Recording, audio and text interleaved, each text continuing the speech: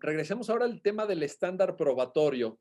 Hay una parte en el documental, Roberto, donde se ve con todas las salvaguardas de protección de identidad, etcétera, que además lo trabajaste muy bien, a este señor ACP en una audiencia telemática, ¿no? Separado de la sala de audiencias donde están los muchachos con sus abogados, al lado la fiscalía, donde él le pregunta, bueno, pero usted los identifica, etcétera, y él un poco duda, un poco, en fin, pero con eso los jueces dictan sentencia, con eso se van.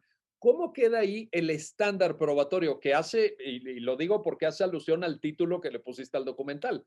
El Código Nacional dice que se tiene que acreditar la responsabilidad más allá de toda duda razonable, pero con el dicho de una persona o de dos, porque iba el hijo de este señor en el carro también, ¿verdad? Iba el Sí. hijo en la camioneta, pero con eso tenemos para un estándar probatorio que ponga a estos muchachos 50 años en la cárcel. ¿Qué nos puedes comentar a ese tema, Roberto? Híjole, pues yo creo que no, yo creo que está más que, o sea, están varias dudas razonables demostradas. Está el testimonio, por ejemplo, de la señora que vendía platanitos y congeladas y que dice, bueno, yo vi todo y no vi en ningún momento que hayan ni siquiera interactuado, este, por lo menos Juan Luis y Gonzalo, ¿no? Con el señor con el señor ACP. Además, el señor ACP estaba disparando como loco en la gasolinera. El que tenía un arma era el señor ACP, ¿no? Entonces, pues ahí está, pero clarísima una duda razonable. Luego los peritos de la defensa que declaran que no es congruente el hecho de que si le acusara a Héctor con estar apuntando con un arma así, con la herida que tiene él en la mano, en fin, tampoco hay datos de prueba del supuesto intento de secuestro como videos, etcétera, ¿no? Entonces, yo creo que está más que comprobada la duda razonable y varias dudas razonables. Esto lo han visto ya incluso abogados expertos en Estados Unidos y dicen con una tercera parte, me dijo Justin Brooks de California Western Innocence Project, dice con una tercera parte de lo que hizo el abogado defensor, acá en Estados Unidos estos ya estarían absueltos y libres, ¿no? Entonces a mí me queda claro que no hay un entendimiento de lo que es este estándar de prueba, ni que estamos sabiendo valorar las pruebas o razonar con ese estándar de prueba, ¿no? Totalmente, pero no sé si mi respuesta te deja No, no, me deja satisfecho. preocupado porque si bajamos tanto el estándar de prueba y lo banalizamos, de alguna forma esto es banalizar el estándar de prueba, pues entonces, digo, ojalá y nunca pase, toco madera, pero se ponen de acuerdo dos personas y nos acusan a ti y a mí de ser secuestradores, prisión Y preventiva oficiosa, ¿no? De entrada ya estás privado de la libertad, a ver cómo te defiendes y mínimo te echas ahí pues 2, 3, 4 años en lo que se agotan las instancias procesales. qué horror. Porque, No, porque mira, dos personas lo dijeron, pues mira, es que quizás a mí no me molesta tanto o sea, no me preocupa la superabundancia de evidencia tampoco. O sea, hay delitos, por ejemplo, violaciones, ¿no? O donde hay múltiples delitos donde puede ser un solo testigo, pero, pero la forma en que se está recolectando la información es la que nos debería de hacer dudar, ¿no? Entonces, mucha parte de mi doctorado me lo aventé estudiando esto que se conoce como eyewitness testimony, ¿no? sí, Eh, y el problema de la identificación del señor ACP es que es lo que se conoce como un in-court identification, así lo llama la literatura norteamericana. Es decir, tú llegas al tribunal, ya estás contaminado absolutamente, ya te alimentaron toda la información que te podrían haber alimentado, y llegas al tribunal y lo único que tienes que hacer es, oiga, a ver, ¿reconoce aquí a usted a Héctor, a Gonzalo, a Juan Luis? Pues sí, claro, pues ya, ya me preparó la fiscalía como para que yo lo señale, nada más le hice un poquito ahí, siento yo, al cuento, pues, sí. pero no tiene ningún valor probatorio, más bien es un valor ritual, los famosos in-court identifications. Lo que tiene valor es el que se haga una fila de reconocimiento en donde funcione como una suerte de examen de opción múltiple, ¿no? El examen de opción múltiple lo que te permite hacer es pues, saber si el estudiante puede descartar las opciones que no son verdaderas o no son correctas y seleccionar la opción correcta, ¿no? Y si leyó los ensayos o lo que sea, el trabajo que le dejó el profesor, pues debería de poder identificar la opción que es correcta, ¿no?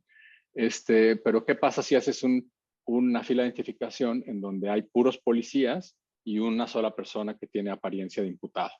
pues ya no funcionó como examen de opción múltiple, igual como en el examen que el profesor te pone puras opciones absurdas, ridículamente obvias, y tú ya sabes cuál es la que tienes que escoger, ¿no?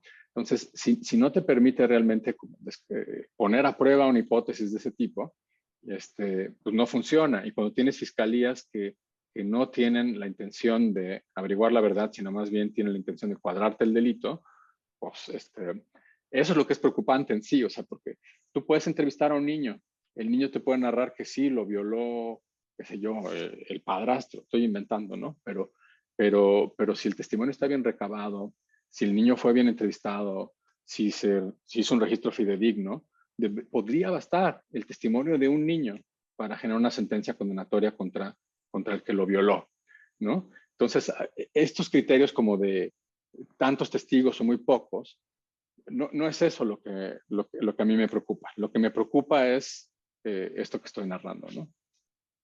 Ahora, yo creo que, digo, esto ya daría para otra plática otro día, si quieres, Roberto, pero yo soy escéptico de la prueba testimonial, porque en efecto hay delitos de estos que se denominan de realización oculta, delitos como violación, efectivamente, abuso sexual infantil, que son muy graves y que obviamente todos queremos que se persigan con eficacia y que se castigue a los responsables, pero en general la prueba testimonial en México es de baja calidad. Estoy de acuerdo. Y tú lo ilustras en el caso del señor ACP, pero pensemos en procesos diferentes al proceso penal, un proceso laboral, un proceso civil donde se discute la custodia de menores entre personas que se están separando, divorciando. Y bueno, en penal, abuso sexual infantil, la Corte tiene una muy, muy buena sentencia de hace ya algunos años, de 2015, donde fija estándares como los que tú describes para extraer información de un niño, ¿no? Que presuntamente fue abusado sexualmente. Pues no es que llegue el MP y le haga 3 o 4 preguntas o algo sencillo, es muy complejo y siento que en México la prueba testimonial se ha terminado, digamos, proyectando en el proceso como una especie de farsa. Lo digo con todo respeto, pero me parece que en muchos casos es una farsa donde todo mundo se hace un poco tonto, incluyendo a los propios testigos, y que a la postre tampoco te acerca a la verdad de los hechos. Hay testigos aleccionados, hay testigos comprados, ¿no? Hay testigos fabricados, eh, hay testigos de buena fe que no recuerdan bien los hechos o que no son capaces de narrarlos tal como sucedieron por dificultades de percepción, cognitivas, etcétera.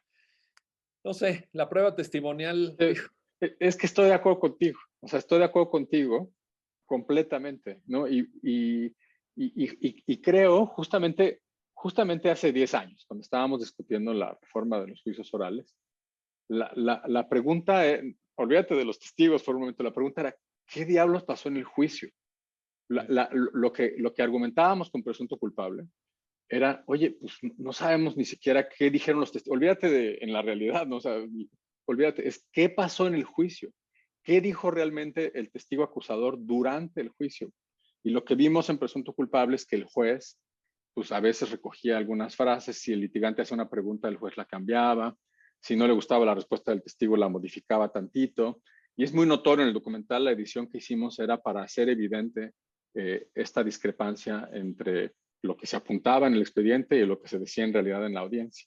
Y la solución de política pública en ese entonces, y lo pusimos como llamado a la acción al final del documental, es que exigiéramos que hubiera un registro fidedigno de las audiencias y que se videograbaran los juicios, ¿no?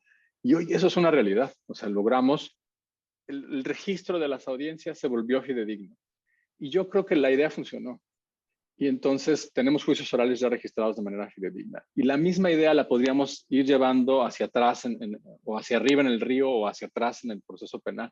Entonces, tendríamos testimonios más confiables si en el instante en que la policía tiene contacto con un testigo, hace un registro fidedigno de lo que el testigo le dijo, ¿no? Entonces, la policía, por ejemplo, de Londres, lo que hace es cuando hay un evento masivo, por ejemplo, donde hay 50 testigos que no los puede interrogar a todos, les entrega un formato a cada uno y les pide que lo llenen y que no hablen con otros testigos y va como entregando una estructura de captación de información para que no se contamine un testigo con otro, por ejemplo, ¿no? Y cuando los entrevista, en algunos casos se videograba la información y definitivamente a los acusados los videograban. Entonces, Por eso creo yo que sí hace falta hacer ajustes en cómo estamos regulando los poderes policiales en México y que podríamos entregar un conjunto de reglas más sofisticadas. Por ahí con esta abogada María Rivera hicimos un análisis comparado de lo que tiene nuestra legislación y pues está la verdad muy, muy pobre, muy flaca. Sí podría mejorar en lo que está entregándole a la policía como definición de los deberes registrales más básicos, ¿no? Entonces, nos paran en un retén y en México estamos acostumbrados a que no nos den nada, a que no nos den un recibo de, oye, pues en fecha tal, registré al coche del señor tal y no le encontré nada, ¿no? O sí le encontré algo, le encontré estos objetos, etcétera, ¿no? Estamos acostumbrados a no documentar los actos de investigación más básicos. Eso es lo que yo creo que tendría que cambiar para que, como bien dices, pues no podemos confiar en una banalización de los testimonios y tendríamos que poder confiar en esos testimonios, pero entonces los métodos de registro tendrán que mejorar y desde la etapa más temprana en que se recaban. Y eso requiere, creo yo, legislación, no solo sentencias de la Suprema Corte.